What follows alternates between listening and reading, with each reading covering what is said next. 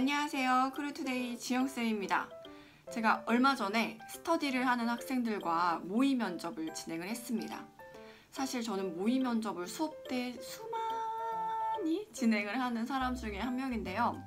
그렇게 진행을 하는 이유는 사실 여러분들을 보면 답변을 쓰는 거는 너무너무 완벽한데 이게 말로서 잘 나오지 않아서 충분히 연습을 시켜드리려고 그렇게 수업을 진행을 하고 있는데, 수업이 아니라 스터디로 만난 학생분들께서는 이제 여러분들이 준비를 하시고 이제 마지막 테스트의 느낌으로 모의 면접을 진행을 했었는데, 제가 늘 이렇게 모의 면접을 하면서 느끼는 점은 여러분들 정말 열심히 살았다, 정말 열심히 스펙 준비하고 정말 열심히 경험을 쌓았구나 라는 생각이 정말 많이 들더라고요.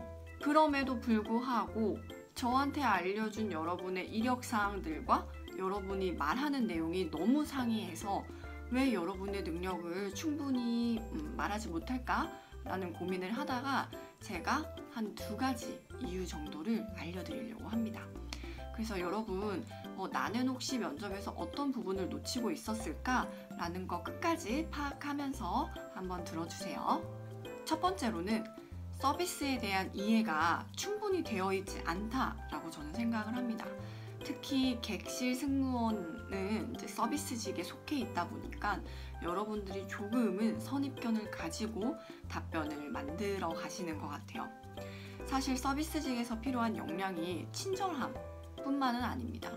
여러 가지 역량이 있는데도 불구하고 여러분들은 무언가 듣기 좋게 착한 이미지에 이러한 답변들만 계속해서 만들려고 하시다 보니까 객관이 생각했을 때 우리 조직에 그렇게 적합하지 않을 수도 있겠다 라는 생각으로 답변을 많이 해주시는 것 같더라고요. 그리고 또 이런 말들의 사실 특징 중에 하나는 수박 겉핥기라고 하죠, 여러분. 알맹이가 없고 그냥 좋은 말만 계속 구구절절 하는 정도의 느낌이 정말 많이 들었습니다.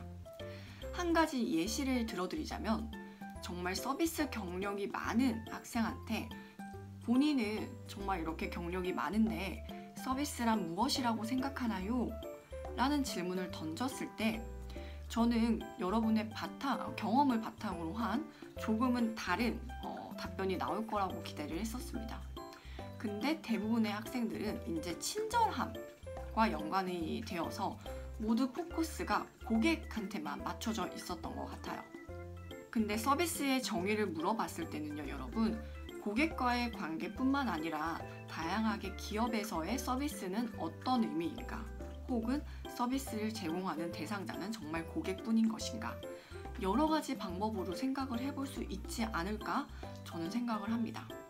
근데 제가 이렇게 모의 면접을 보는 거는 정말 소수의 학생들인데도 불구하고 계속 반복되는 질문에 대한 답변을 듣다 보면 면접관의 입장에서는 이 친절함에 대한 이야기를 몇천 번은 더 듣지 않으셨을까? 라는 생각이 들더라고요. 사실 회사가 원하는 점은 여러분들이 뛰어난 역량으로 업무를 잘 수행해 주기를 원하시는 건데, 사실 기업에서 일을 하다 보면은 그냥 착하기만 한 사람은 그렇게 필요가 없습니다. 그래서 저는 여러분들이 서비스직에 대한 완벽한 이해를 통해서 내가 잘할 수 있는 역량을 바탕으로 확실하게 캐릭터를 먼저 잡아주셨으면 좋겠습니다. 그리고 2번째로는 비슷한 이야기일 수도 있겠지만 답변의 결론이 정리가 안 되는 것 같아요. 여러분들이 말을 하시다가 끝났어. 근데 이 말이 저한테 전혀 도움이 안 돼요. 나는 이 사람의 역량을 평가하는 면접관으로서 봤을 때 이 사람이 무엇을 잘하겠다 라는 느낌이 정말 1도 없더라고요. 근데 제가 왜 그럴까 하고 이유를 생각을 해봤는데, 여러분은 여러분의 일에 대한 에피소드를 너무 구구절절 스토리텔링에만 너무 포커스를 맞추는데 그 스토리텔링은 그렇게 중요한 게 아닙니다. 여러분들이 정말 아무도 못 해봤을 경험을 했을 경우에는 어느 정도 정말 특별한 경험이다, 관심이 가네? 라고 생각할 수 있지만, 그렇지 않은 경우에는 사실 여러 번 들어봤었을 가능성이 더 큽니다, 면접관의 입장에서는. 그러면 이 경험을 바탕으로 결론은 내가 일을 잘 할게 근데 이게 여러분, 저는 기승전 승무원을 해라는 말은 아니에요. 기승전 승무원이 돼서 뭘 하겠습니다.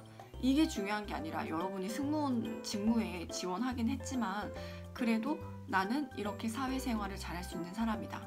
조직에서 얼마나 적응을 잘할 수 있는지 등등등 여러 가지로 결론을 지을 수가 있는데 여러분들은 스토리텔링에만 너무 집중을 하시다 보니까 결론 없이 답변이 많이 끝났습니다.